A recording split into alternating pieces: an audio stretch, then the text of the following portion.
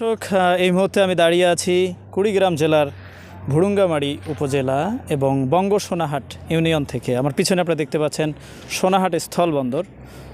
এই সোনাহাট স্থলবন্দর হচ্ছে বাংলাদেশের এবং ভারতের আন্তঃসীমান্ত একটি স্থলবন্দর। বাংলাদেশের প্রায় 25টি স্থলবন্দর রয়েছে।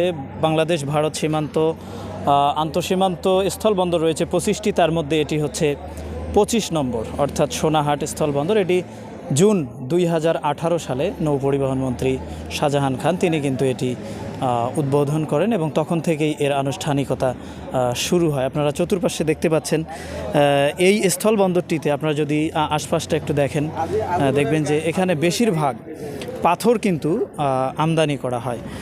এই স্থলবন্দরের যেটা বৈশিষ্ট্য সেটি হচ্ছে এখানে কোনো ইমিগ্রেশন চালু নেই, অর্থাৎ এখানে কোনো হিউম্যান বিইং পারাপার হওয়ার কোনো সুযোগ নেই।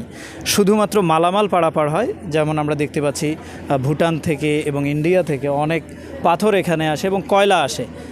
আর বাংলাদেশ থেকে যেটা ওই পারে যায় সেটি হচ্ছে তুলা, কম্বল, এছাড়া অনেক ধরনের প্রসাধনী জাতীয় জিনিস এবং খাবারের কিছু জিনিস আপনারা দেখতে পাচ্ছেন। এই মুহূর্তে ভারত থেকে ভারত বা ভুটান যে কোনো এই দুটো দেশ থেকেই মূলত পাথর বাংলাদেশে আনা হয়। এই পাথরগুলো আস্ত পাথর নিয়ে আসা হয় এবং এগুলো পরে এখানে আরও চূর্ণ করে অনেক ছোট ছোট আকারে তৈরি করে সেটি দেশের বিভিন্ন জায়গায় বিভিন্ন স্থাপত্য নির্মাণে এটি ব্যবহার করা হয়। প্রিয় দর্শক, এটি একটি স্থলবন্দর। এখানে কিন্তু অনেক ধরনের মানুষ বেড়াতে আসেন, দেখতে আসেন তাদের কিউরিসিটি থেকে, কৌতূহল থেকে যে আসলে এখানে কি হয়। তেমনই একজন ব্যক্তি আমাদের সাথে আছেন যিনি আমাদের সাথেই এসেছেন এই স্থলবন্দর দেখার জন্য। আমরা তার কাছে জানতে চাইব, জনাব, আপনি যে এখানে বেড়াতে এসেছেন, এখানে এসে যা কিছু দেখেছেন, এতে আপনি কেমন অনুভূতি ফিল করছেন? যাই হোক, আলহামদুলিল্লাহ, আমি রাজারহাট থেকে এখানে এসেছি স্থলবন্দরে। তা আমার কাছে আজকে যে অনুভূতিটা লাগলো, যে মনে হচ্ছে যে আমি একটা বাংলাদেশ, নতুন বাংলাদেশ দেখতে পেলাম। কারণ আমাদের এলাকায় এরকম জিনিস আমি কখনো দেখিনি। যে স্থলবন্দরে আসি দেখলাম যে ভারতের কয়লা এবং পাথরগুলো গাড়ি গাড়ি আসতেছে বাংলাদেশে, আবার বাংলাদেশের বহু মালামাল আমি ওই ভারতে যাওয়ার জন্য দেখলাম। তো এটা আমার কাছে খুব ভালো লাগলো ভাই, ইনশাআল্লাহ খুব ভালো।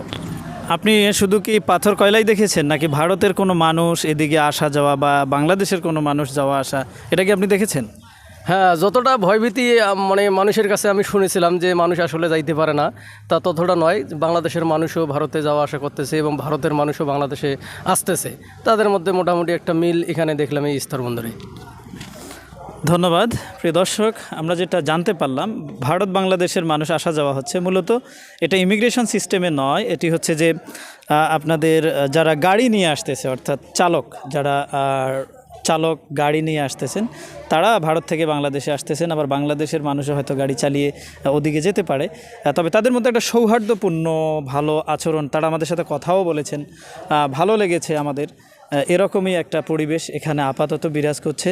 আপনারা যদি একটু দেখেন, এখানে আপনারা যে আমাদের পিছনে মূলত লাস্ট যে বর্ডারটা, অর্থাৎ আমাদের যে বর্ডার গার্ড বাংলাদেশ রয়েছে, তারা কিন্তু ওই অঞ্চলটি নিয়ন্ত্রণ করে থাকে, সিকিউরিটি দিয়ে থাকে এবং গাড়িগুলোকে যাওয়া আসার পারমিশন দিয়ে থাকে। এখান থেকে একটু দূরে ওই এলাকাটি অবশ্যই রেস্ট্রিক্ট একটা এলাকা, ওখানে যাওয়া আপাতত নিষেধ এবং প্রশাসনিকভাবে কিছুটা নিষেধাজ্ঞা থাকার কারণে আমরা আপনাদেরকে অত কাছ থেকে দেখাতে পাচ্ছি না। কিন্তু প্রিয় দর্শক, আপনারা দেখতে পাচ্ছেন একদম এখানে সাইনবোর্ড রয়েছে, ধন্যবাদ, থ্যাংক ইউ বাংলাদেশ, অর্থাৎ in this places Bangladesh has closed. এখান থেকেই শেষ, পরবর্তীতে শুরু হচ্ছে ইন্ডিয়া। ওখানেই রয়েছে আমাদের বিজিবি টহল দল, বাংলাদেশের সীমান্তের অতন্ত্র প্রহরী। তারা আমাদের সাথে কথা বলেছেন, কিন্তু মিডিয়ায় তারা কথা বলতে অসম্মতি জানিয়েছেন, কেননা তাদের উপর থেকে অনেকটা নিষেধাজ্ঞা রয়েছে। প্রিয় দর্শক, সুখবর হলো স্থলবন্দরের সমস্ত কার্যকলাপ সুন্দরভাবে পরিচালিত হচ্ছে। বাংলাদেশে আসতেছে পাথর এবং কয়লা, বাংলাদেশ থেকে যাচ্ছে অনেক পণ্য সামগ্রী। সব কিছু আপাতত সাবলীল, স্বাভাবিক, এভাবেই চলুক আগামীর বাংলাদেশ। ধন্যবাদ, ভালো থাকবেন। কথা হবে পরবর্তীতে অন্য কোনো বিষয় নিয়ে। আমি মোহাম্মদ জাহিদ হাসান, ক্যামেরায় ছিলেন আরিফুল ইসলাম। আসসালামু আলাইকুম।